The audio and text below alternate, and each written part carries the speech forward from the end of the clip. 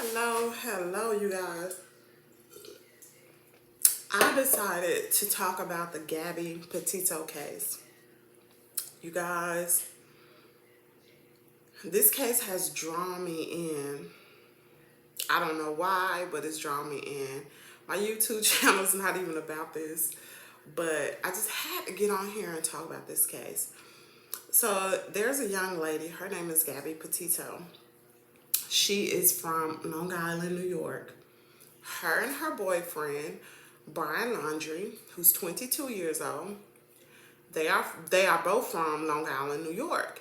They went to school together, and so after graduation, they decided they were going to move to Florida. They moved to Florida, and they moved in with Brian Laundrie's parents. Gabby was working at some nutritional place, like nutrition bar, something in my eye, y'all. She's working at some nutrition bar. I'm not really for sure what Brian was doing. I believe his family have some type of business. I don't know, somewhere in Tampa, Florida, or somewhere around that area. But both of them were living with Brian Laundrie's parents. They got engaged. Both families were happy. They seemed to be a happy couple. Her little brother, Gabby's brother, was graduating from high school. So they decided, Brian and Gabby decided to go back to New York, go to the graduation. After the graduation, they were going to start this cross-country trip.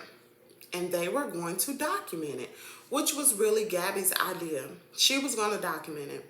So after the graduation, they started out from New York, headed out west to this trip that they were documenting on all social media platforms, and they also had a YouTube channel.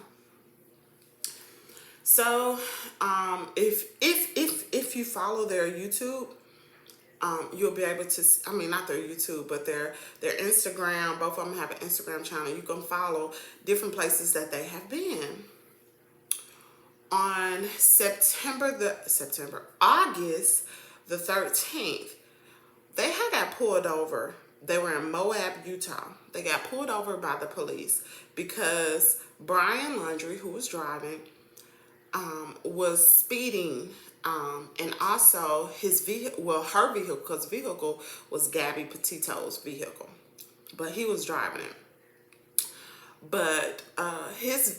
But he swerved onto like the outer constraints of the road or whatever, and the police was behind him. Anyway, they forced him to stop. He did, and the police was asking him questions like why are you driving fast?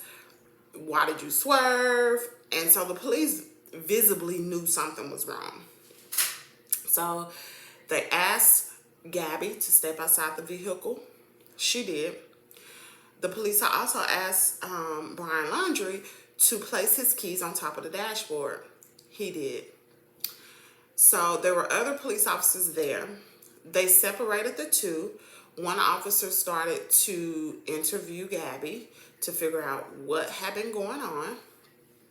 She had told him that she suffered from OCD, and they were arguing about it or whatever. And Brian, prior to them being pulled over, they had got into an argument, and Brian said that he was going to leave her in Moab. And that's something. But Brian said he was going to leave her in Moab, but she didn't calm down. So she was kind of furious about that. Number one, it was her vehicle. How are you going to leave me in my vehicle? But anyway, so they got back in the vehicle, whatever, and they ride down the road. So anyway, I guess they having some sort of argument or whatever. And so when the police get behind them, from what Gabby says, she slaps him, which, let me not go further into the story, but she slaps him, and she grabs the wheel, and it causes him to swerve or whatever, and then they get pulled over. So if you watch the video, you'll be able to tell Gabby has a scratch on her face. She does. I looked. She has a scratch on her face. And when they interviewed Brian, the number one thing that he said, they asked him, he said he did not have a cell phone, y'all. This was crazy. He says he doesn't have a cell phone. He's continually to apologize. Oh, I'm sorry about this, sorry about this, sorry about that. Oh, blah, blah, blah. And you could tell, like, he's guilty. I mean, allegedly, he's guilty to me. But as the video goes on, because the video came off of the police cam, the body cam of the police. As the video goes on, you can noticeably tell that he has scratches all on his face. And then the police like, well, where did that come from? They said, she slapped me or whatever. Listen, I'm married. I don't slap my husband before. Scratches don't come from that. Scratches come from, those are defensive wounds. Because it wasn't like, it was just like this. No, those are defensive wounds. I'm not going to speculate. To me, it looks like defensive wounds. But anyway, he said she slapped him or whatever. And so he said, let me see your hands. And he had this cut on his hands. And he said, oh, that's from a wire or whatever. And so he goes on to say that he didn't have a cell phone and blah, blah, blah, blah, blah, blah. So as he's talking to the officers or what have you, the officers decided to separate the two for the night. Gabby was going to stay in the vehicle, so she was going to take the vehicle away. Since the vehicle was registered in her name, it was her vehicle.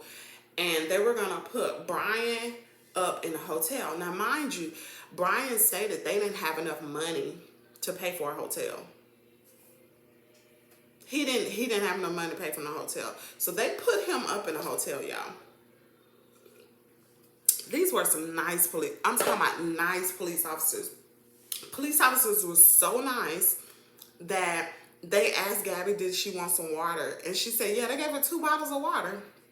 Super nice, super nice. Like, they weren't mean. Like, they did everything by the book. And they was actually trying to help the couple. They really were. But they did separate the couple for the night. And so before, when an officer went back to talk to Brian Laundrie, they asked Brian, I think they were giving him a telephone number or something. And he reached in his pocket, y'all, and grabbed his cell phone that he already previously said he didn't have. What? So he put down a number. And so the police officer goes to talk to Gabby and said, was there anything you want me to tell Brian? You want me to tell him you love him? She said, yeah. And tell him don't forget his charger. But you just told the police officer that you didn't have a cell phone in the beginning of the interview. Told him you didn't have no cell phone. Anyway, so they go their separate ways.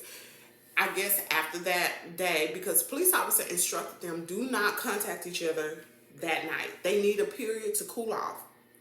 He told them, do not get together or anything like that. So that was supposed to happen. The next morning, Gabby was supposed to go pick him up, and they're supposed to go head off and continue their little journey. Hold on, Katie. So anyway, so supposedly I assume that's what they did.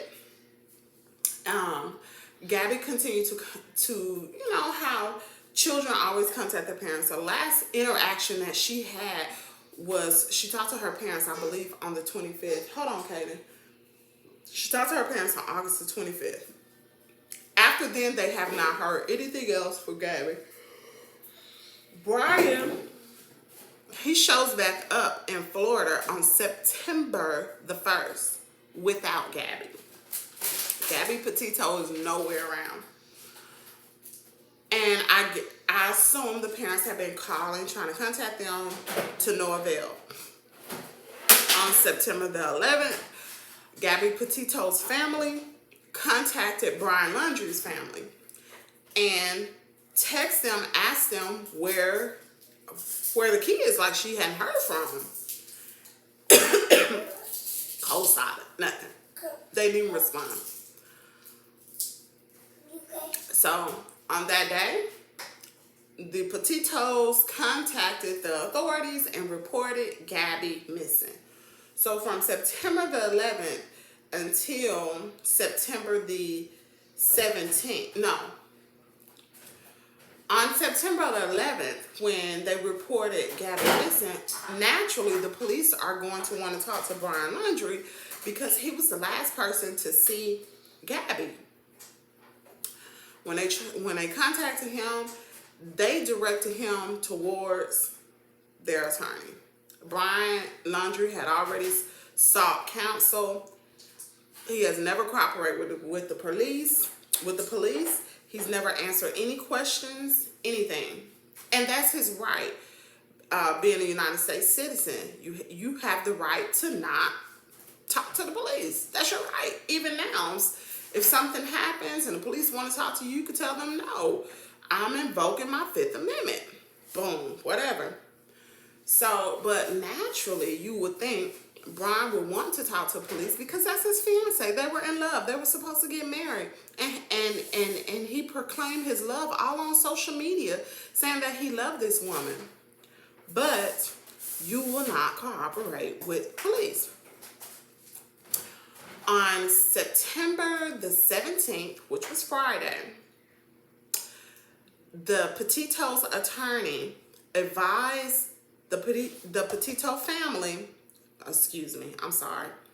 the Laundrie's attorney advised the Laundries to contact authorities to let them know that they have not seen Brian Laundrie since Tuesday.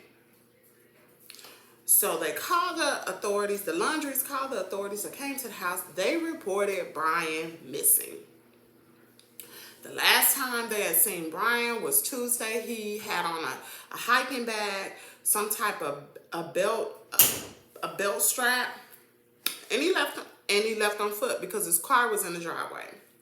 So the FBI and the police, they were there. They grabbed maybe some article of clothing so they'd be able to find him, because right now is not you're gonna get arrested. The police do not have enough evidence to charge him with anything, and so they can't bring him in for questioning. So right now, they're considering this with Brian Laundrie as a missing persons because his parents reported him missing. How crazy, right? That's what I said. So they are treating this as a missing person. They go through his car, they retrieve 2 cell phones, and they get some article of clothing so the dogs can get a scent so they can try to find him. And one of the questions that was asked was, well, when you find Brian Laundrie, like, what are you guys gonna do? And they said, well, one, we're gonna try to ask him some questions, but he's just a person of interest. Like, he's not committed a crime. He can go where he pleases, but his parents report him missing. So we're gonna pick him up and take him home. What? What? This man is the only person that knows the whereabouts of Gabby Petito or know what happened, you know? And that's a whole nother conversation about our rights as Americans, as United States citizens. That's a whole nother conversation that I don't want to get into. But my heart just goes out to Gabby Petito because they are continually doing investigations. Now, there have been several people that have come out on social media that said that they gave Brian Laundrie a ride from this place out in Wyoming, and it was on the 29th. He was hitchhiking. There was another gentleman who said that they saw him in the Teton Parks. It's just a lot of stuff, and I don't know if this stuff has been verified. The police has not said anything about either one of these situations. So as of right now, the police are urging people, if you were in that area during a specific time frame, make sure you contact the authorities. Go through your photos to see if maybe you have something that you saw. You might have saw one of their vans, saw their van or something. I don't know, but the police and the FBI are doing everything they can. They are going through, surveillance of gas stations on that route to get from where he was all the way back down to Florida. they're going through surveillance, and it takes a while to go through phone records. But they don't need the phones to go through the phone records or to locate pings and stuff like that.